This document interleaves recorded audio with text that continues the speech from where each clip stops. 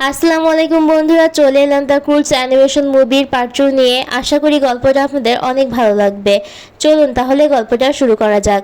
গল্পের শুরুতে ছোট্ট গাই এবং তার পরিবারকে দেখানো হয়। গায়ের পরিবার একটি টার্ফলোতে আটকে যায়। তারা গাইকে সেখান থেকে চলে যেতে বলে ভবিষ্যতের উদ্দেশ্যে। গাইকে বলে আলোর পিছু পিছু যেতে থাকলে তুমি তোমার ভবিষ্যতে পৌঁছে যাবে। আর গায়ও ভবিষ্যতে পৌঁছানোর জন্য তৈরি হয়ে যায়। এরপর গায় আলোকে ফলো করতে থাকে এবং তার ভবিষ্যতে যেতে থাকে।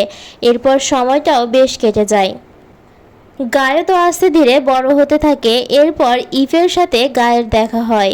ইফের বাবা ছাড়া গায়কে সবাই পছন্দ করত। একসময় তার বাবাও তাকে পছন্দ করে ফেলে।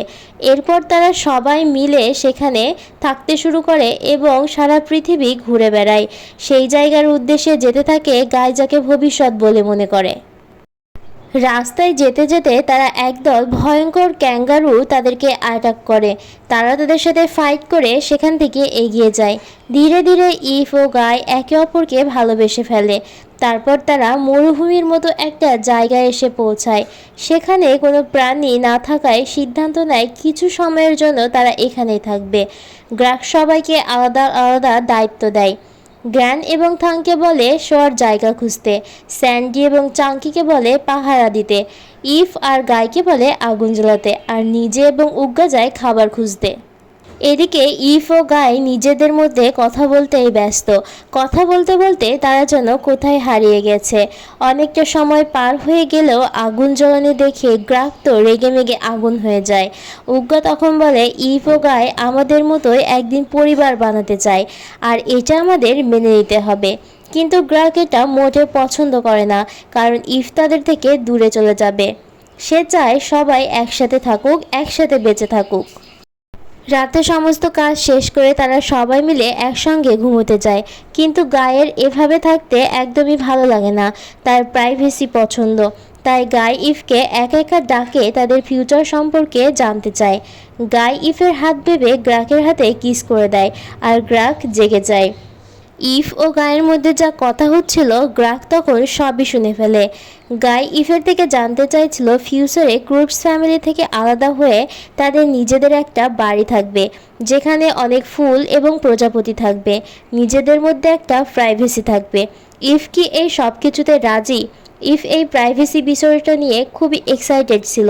ইফ তখন গাইকে জানায় সে এই বিষয়ে রাজি। গাই তখন একটা পাথর দিয়ে ইফকে প্রপোজ করে। ইফ সেটা গ্রহণ করে নেয় এবং ঘুমোতে চলে যায়।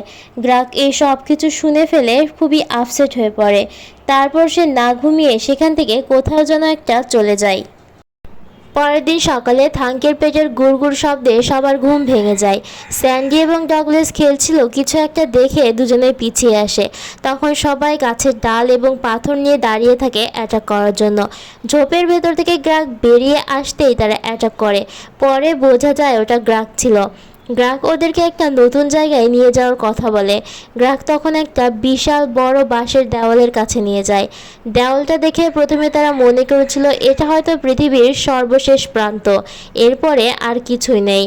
গ্রাক তখন সেই দেওয়ালটা ভেঙে সুন্দর একটা জায়গা দেখায়, যেখানে ছিল অনেক ফুল, খাবার জন্য ছিল অনেক ফল, এবং যেখানে ছিল নানা ধরনের প্রজাপতি, যেমনটা ঠিক ইভ পছন্দ করে। সবাই জায়গাটা দেখে অনেক খুশি হয় এবং এনজয় করতে শুরু করে। এরপর তারা সবাই মিলে পেট ভরে ফল খায়। তারা এত ফল খায় যে ফল খেতে খেতে হাঁপিয়ে যায়। গ্রাক তখন দূরে একটা কলা দেখতে পায়। কলাটা দেখে সে পাড়ার জন্য সামনের দিকে এগিয়ে যায়। অনেক বছর আগে সে কলা খেয়েছিল, যার স্বাদ এখনও সে ভোলেনি। কলাটা গাছ থেকে পাড়তেই যাবে, তখনই কিছু মুরগি অ্যালার্মের মতো চারিদিক থেকে ডেকে ওঠে এবং তারা সবাই সেই জালে আটকা পড়ে যায়। তখন সেখানে দুজন চলে আসে। তারা হলো ফিল এবং হোপ। প্রথমে তারা ভাবে এরা কোটস ফ্যামিলি হওয়ায় হয়তো এরা কথা বলতে পারে না। পরে বুঝতে পারে এরা কথা বলতে পারে। ফিল এবং হোপ নিজেদের পরিচয় দিয়ে বলে তারা হলো বেটারম্যান, অর্থাৎ ভালো মানুষ। কোটস ফ্যামিলিও তাদের নিজেদের পরিচয় দেয়। গাই তখন তাদেরকে দেখে চিনতে পারে, কারণ ফিল ও হোপ ছিল গায়ের বাবা মায়ের বন্ধু। তারা সেখানে একসাথেই থাকতো। ফিল ও হোপ তখন সবাই তাদেরকে বাড়িতে নিয়ে যায়। গাই তাদের বাড়ি দেখে খুবই চমকে যায়, কারণ এমন বাড়ি সে কল্পনা করেছিল, যে কথা ইভকেও বলেছিল। তারপর সবাই মিলে বাড়ির ভেতরে চলে যায়। বাড়ির ভেতরে গিয়ে হোপ এবং ফিলের মেয়ে ডনের সঙ্গে সকলের পরিচয় করানো হয়। ডন এবং গাই একে অপরকে দেখে খুবই খুশি হয়। ডনের কাছেও গায়ের মতো একটি স্লথ ছিল। ডনকে দেখে ইভ অনেক খুশি হয়, কারণ ইভের বয়সী তার একটা বন্ধু হলো। অন্যদিকে সেই বাড়ির ভেতরে থাঙ্কে একটি জানালা দেখে খুবই অবাক হয়ে যায়, কারণ এর আগে কখনো সে জানালা দেখেনি যে ঘরের ভেতর থেকেও বাইরে দেখা যায়। এরপর থেকে সে ওই জানালার কাছেই বসে থাকতো। হোপ ও ফিল তাদের পুরো বাড়িটা সবাইকে ঘুরিয়ে দেখায় এবং আধুনিকতার পরিচয় দেয়। হোপ বলে গেস্ট হওয়ার জন্য তারা এখানকার সব কিছু নিতে পারে, কিন্তু গ্রাহক যখনই কলা নিতে যাচ্ছিল তখনই হোপ বলে কলা ছাড়া সব কিছু আপনারা নিতে পারবেন। ফিল থাকার জন্য সবাইকে আলাদা আলাদা ঘর দেয়। এরপর সবাই মিলে ঘুমিয়ে পড়ে, কিন্তু গ্রাহকের কিছুতেই ঘুম আসছিল না, তাই সে উগ্গার রুমে চলে যায়। উগ্গা তখন বলে গুহার থেকে এই জায়গাটা আমাদের জন্য অনেক ভালো, আর ইফও এখানে ভালো থাকবে। পরের দিন গাই ঘুম থেকে উঠলে হোপ ও ফিল ডনের সাথে সময় কাটাতে পাঠিয়ে দেয় তাকে। হোপ ও ফিল চাইছিল গাই ও ডনকে একসাথে করতে, আর ইভ ও তার ফ্যামিলিকে অন্য কোথাও পাঠিয়ে দিতে। পরদিন সকালে গাইকে দেখে ইভ তো চমকে যায়। সে আর আগের মতো নেই, সে বেটারম্যানদের মতো হয়ে গেছে। গায়ের আধুনিক জীবনযাপন খুবই ভালো লাগছিল, কিন্তু ইভ গায়ের এমন আচরণ দেখে খুবই আপসেট হয়ে পড়ে। ইভ তখন একটি গাছের ডালে উঠে বসেছিল। এমন সময় সেখানে ডন আসে। ইভের গায়ে কাটা দাগগুলো দেখে সে বলে তার গায়ে যেন কোনো আঘাত না লাগে, তাই তার বাবা মা ওই দেয়াল তৈরি করেছে, যাতে সে বাইরে বের হতে না পারে। ইভ তখন চাঙ্কির পিঠে বসে ডনকে নিয়ে দেওয়ালের ওপাশে চলে যায়। সেখানে তারা অনেক অ্যানিমেলের ওপর দিয়ে জাম্প করে এবং খুব এনজয় করতে থাকে। এমন করতে গিয়ে তারা মৌমাছির একটি চাকের উপরে পড়ে যায় এবং ডনের হাতে একটি মৌমাছি হুল ফুটিয়ে দেয়। ডন তখন ব্যথা পাওয়ার বদলে বেশি যেন খুশি হয়েছে মনে হয়, কারণ এই প্রথমবার তার আঘাত লেগেছে। এদিকে ডনের মা উগ্গাকে একটি ব্যাস্কেট দিয়ে বুঝিয়ে দেয় যে তাদের এবার এখান থেকে চলে যাওয়া উচিত, কিন্তু গাইকে এখানেই রেখে যেতে হবে। উগ্গা এটা শুনে অনেক রেগে যায়, কারণ তারা ইফের থেকে গাইকে আলাদা করে দিচ্ছে। অন্যদিকে ডনের বাবা গ্রাককে একটা সিক্রেট জায়গায় নিয়ে যায়, যে জায়গাটা ছিল বেশ গরম। সেই জায়গায় নিয়ে গিয়ে ফিল তখন শার্কের দুধ খেতে দেয় গ্রাককে, আর তার কথার জালে ফাঁসিয়ে গ্রাকের মাথায় কি চলছে বা কি চিন্তা করছে সেটা জানতে চায়। গ্রাক প্রথমে কিছু বলতে চায় না, কিন্তু গরমে আর ফিলের কথার চাপে সে তখন বলে দেয় তাদের দল ভেঙে যাচ্ছে, তাকে এখন একা শুতে হয়। ফিল তাকে কলাও খেতে দেয় না। গাই ইভকে নিয়ে অন্য কোথাও চলে যেতে চায়। ফিল তখন তার চালাকি করে নিজের কথার জালে ফাঁসিয়ে গ্রাককে রাজি করিয়ে নেয় তারা যেন গাইকে রেখে এখান থেকে চলে যায়, তাহলে গ্রাকদের দলও ভাঙবে না আর গাইও ডনের সঙ্গে থাকতে পারবে। গ্রাক তখন ফিলের কথায় রাজি হয়ে যায়। গ্রাক বাড়িতে ফিরে উগ্গাকে বলে যে ফিলের মতো মানুষ হয় না। তখন উগ্গা রেগে গিয়ে বলে এই ভালো মানুষেরাই চাইছে আমরা যেন গাইকে রেখে এখান থেকে চলে যাই, আর তারা এমনভাবে সব কিছু বলছে যেন এই প্ল্যানটা আমাদেরই করা। গ্রাক তখন ফিলের সব চালাকি বুঝতে পারে, আর তারা সিদ্ধান্ত নেয় তারা আজ রাতেই গাইকে নিয়ে এখান থেকে চলে যাবে। গাই তাদের পুরনো ছবি দেখছিল, হঠাৎ একটা শব্দ পেয়ে বাইরে গিয়ে ইভ ও ডনকে দেখতে পায়। ডনের এমন অবস্থা দেখে বলে ওর কি হয়েছে। ইভ বলে মৌমাছি কামড়ে দিয়েছে, তাই এমনটা হয়েছে। এটা শুনে গাই তখন খুব রেগে যায়, কারণ সে বারণ করা সত্ত্বেও ডনকে নিয়ে বাইরে গেছে, আর ডনের হাতের এই অবস্থা হয়েছে। গাই তখন বলে ডন কোনো গ্রেভ গার্ল নয়, যে এটা তার কাছে সাধারণ মনে হবে। এটা শুনে ডনকে নিয়ে সে সেখান থেকে চলে যায়। গাই তাকে গ্রেভ গার্ল বলায় ইভ তো অনেক কষ্ট পায়, কারণ সে ভাবেনি যে গাই তাকে এ ধরনের কথা বলবে। তখন এটা শুনে রাগ করে সে একটা গাছ বয়ে উপরে উঠে যায়। ডিনারে ফিল বলে গ্রাহকদের ইচ্ছে গাইকে রেখে তারা এখান থেকে চলে যাবে। এটা শুনে তাদের মধ্যে ঝামেলা হচ্ছিল। ইভ বলে সে তার পরিবারের সাথেই জঙ্গলে থাকতে চায়। গাইকে বলে তুমি কি যাবে? কিন্তু গায়ে সেখান থেকে যেতে রাজি হয় না। ইভ তখন সেই পাথরটা ফেরত দেয় যেটা দিয়ে গায়ে তাকে প্রপোজ করেছিল। এরপর ইভ সেখান থেকে চলে যায়। গ্রাক আর উগ্গা যাওয়ার সময় বলে যায় তারা সব কলা খেয়ে ফেলেছে। এটা শুনে ফিল কান্না করতে থাকে। সামান্য কলার জন্য কাঁদতে দেখে খুবই অবাক হয়। তারপর ফিল সেখানে গিয়ে কাঁদতে থাকে যেখানে সে অনেক কলা জমিয়ে রাখত। গাই তাদেরকে দেখে সেখানে যায়। ফিল তখন বলে কলাই তাদের বেঁচে থাকার একমাত্র উপায় ছিল, কলাই তাদের রক্ষা করে। গাই বলে কার থেকে রক্ষা করে?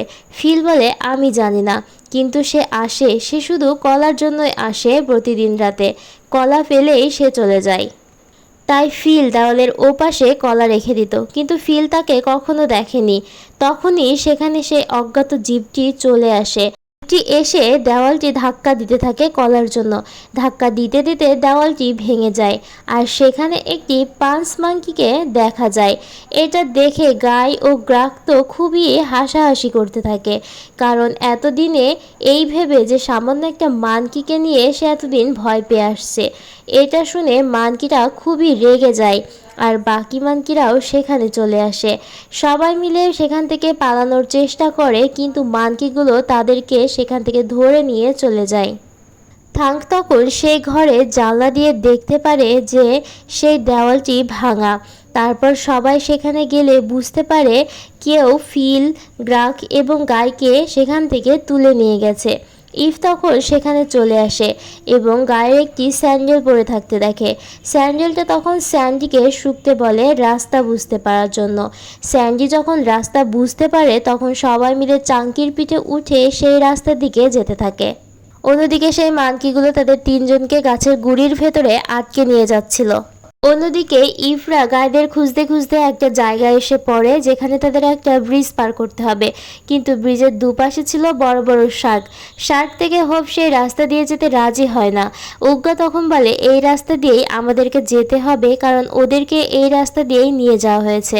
হোপ এবং উগ্গার মাঝে তখন ঝগড়া বেঁধে যায় আর সবাই মিলে নদীতে পড়ে যায়। অন্যদিকে মানকিরা তাদের তিনজনকে একটি গুহার ভেতরে নিয়ে যায়। গাই তখন সেই মানকি নেতার সঙ্গে কথা বলে জানতে পারে যে একটা সময় মানকিরা যেখানে থাকতো সেখানে নদী ছিল, ফল ছিল এবং কলাও ছিল, কোনো অভাব তাদের ছিল না। কিন্তু একদিন একটা দানব তাদের কলা নিতে আসে এবং রোজই কলা নিতে আসতো। হঠাৎ সেখানকার নদীর পানি একদিন শুকিয়ে যায় আর কলা গাছও মরে যায়, কলাও ধরে না। তারপর থেকে দানব কলা না পেয়ে মানকিদেরই খেতে শুরু করে, তাই কলা তাদের খুবই দরকার। এদিকে ইফরা ভাসতে ভাসতে অন্য একটা জায়গায় উঠে আসে যেখানে কিনা বরফের গাছ উঠছিল। এটা দেখে সবাই ভালোই ভয় পেয়ে যায়। তখন গ্রান তার চুলকে পাঠায় গাইদেরকে খুঁজে বের করার জন্য। গ্রানের চুল তখন গাইদের খুঁজতে বের হয়ে যায়। এদিকে হোফ একটা বরফের গাছের ভেতরে আটকে যায়। একটি স্পাইডার ওলফ তাদেরকে অ্যাটাক করতে শুরু করে।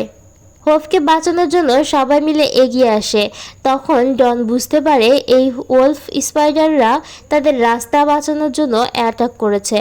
তখন সবাইকে বলে তোমরা তোমাদের অস্ত্র ফেলে দাও। স্পাইডার ওলফ বুঝতে পারে তারাও তাদের কোনো ক্ষতি করবে না। ডন তার মাকে বলে সবাই খারাপ হয় না। এদিকে গাই স্বপ্ন দেখছিল ইফতাকে ছেড়ে চলে যাচ্ছে। এটা দেখে সে জেগে ওঠে।